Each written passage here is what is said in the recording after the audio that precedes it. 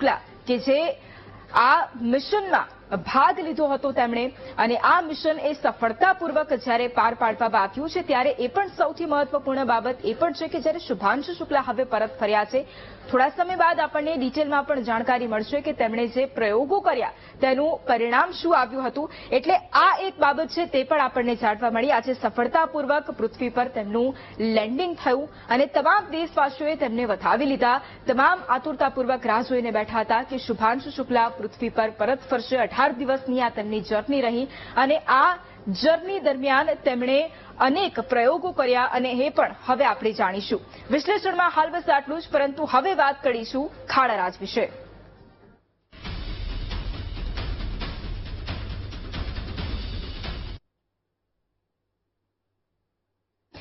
રાજકોટના બિસ્માર રસ્તાઓ પર બાઇક કે મોપેડ ચલાવ્યું તો કમર ભાંગી જશે એ વાત નક્કી છે રાજકોટ જેતપુર હાઈવેની ગોકળગાય ગતિએ કામગીરી થતા વાહન ચાલકો હવે પરેશાન થઈ ગયા છે હાઈવે પર થઈ રહેલા કામને લઈ વીટીવી ન્યૂઝે રિયાલિટી ચેક કર્યું હાઈવે પર મસમોટા ખાડાઓને કારણે વાહન ચાલકોની કમર ભાંગી ગઈ રાજકોટથી જેતપુર જૂનાગઢ સહિતના જિલ્લાઓમાં જવા માટે હાઈવેનો ઉપયોગ થાય છે સર્વિસ રોડ પર ટરબાઇક ચાલી જ ન શકે તેવો માર્ગ બન્યો છે બિસ્માર રસ્તાથી ટુ વ્હીલર ચાલકો ત્રાહિમામ પોકારી ઉઠ્યા છે ખરાબ રસ્તાને કારણે રાજકોટથી શાપર પહોંચવામાં પણ 3 કલાકનો સમય લાગી જાય છે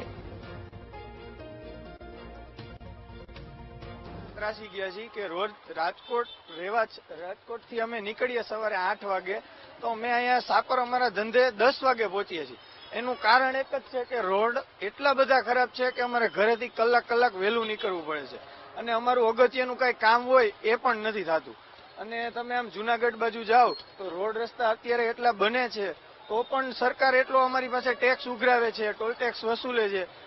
એના ટોલ ટેક્સના નિયમોમાં એવું લખેલું છે કે જ્યાં સુધી 75% રોડ કમ્પ્લીટ ન થાય ત્યાં સુધી તમે ટોલ ટેક્સ ન ઉઘરાવી શકો તો પણ માણસ ટોલ ટેક્સ ઉઘરાવે છે અમારી પાસે રોડ છેલ્લા 1.5 થી 2 વર્ષથી બની રહ્યો છે અને આજ બિસ્માર હાલતમાં છે રોડનો ટ્રાફિકમાં રાજકોટથી સાપર આવવું હોય તો 2 કલાકનો ટાઈમ લાગે બાકી પહેલા રાજકોટથી સાપર આવવા માટે 15 થી 20 મિનિટનો ટાઈમ લાગતો અત્યારે 1.5 થી 2 કલાક ટ્રાફિકના કારણે રસ્તામાં ખાડા એટલા છે કે વાહનો ઊંધા પડ્યા હોય આડા પડ્યા હોય બધો ટ્રાફિકનો બહુ પ્રોબ્લેમ થાય છે રસ્તાઓ બહુ જ ખરાબ હાલતમાં છે પણ સરકાર એનો કોઈ નિર્ણય લાવતો નથી અને ચાલુ થયો ત્યારથી લઈને ટોલ ટેક્સ પહેલા 35 રૂપિયા હતો અત્યારે 50 રૂપિયા ટોલ ટેક્સ કરી નાખ્યો રોડ બિસ્માર હાલતમાં છે છતાં પણ ટોલ ટેક્સ લોકો ઉઘરાવે છે લોકો પાસેથી ઉઘરાવે સરકાર તો અત્યારે રોડ નથી તો ટોલ પણ ના હોવો જોઈએ 1.5-2 વર્ષ થઈ ગયા રોડ પર હાલચાલ કરું છું ને આવો જ રોડ છે